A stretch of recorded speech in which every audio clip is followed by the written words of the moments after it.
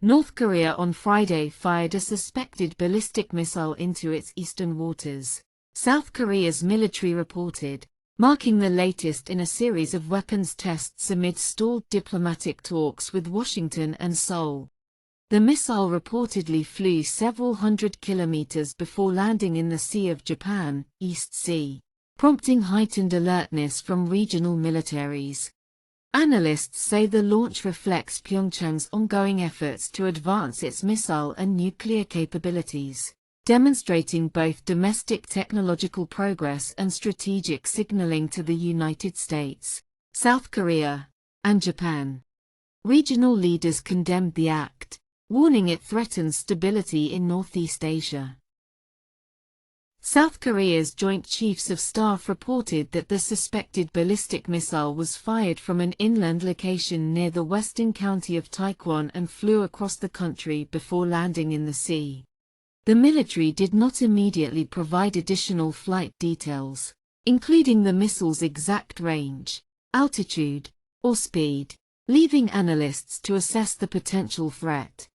The launch comes amid a recent surge in North Korea's weapons tests, which experts say serve both as demonstrations of its growing missile capabilities and as strategic signals amid stalled diplomacy with the United States and South Korea.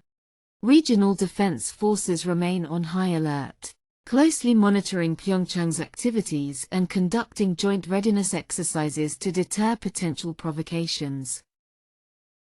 The Joint Chiefs said South Korea's military has strengthened surveillance and vigilance against the possibility of additional North Korean launches and is sharing relevant information with the United States and Japan. Japanese Prime Minister Sonai Takaichi told reporters that the missile was believed to have landed in waters outside the country's exclusive economic zone and likely didn't cause any damage. North Korea didn't immediately confirm the launch. South Korea's military previously said it detected the North firing 10 rounds of artillery into its western waters on Monday as U.S.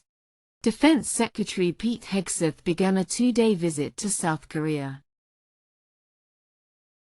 The Joint Chiefs also said the North fired the same number of rounds on Saturday afternoon, before a summit between South Korean President Lee Jae-myung and Chinese President Xi Jinping in South Korea's Gyeongju, where Lee called for a stronger role by Beijing to persuade the North to return to dialogue with Washington and Seoul.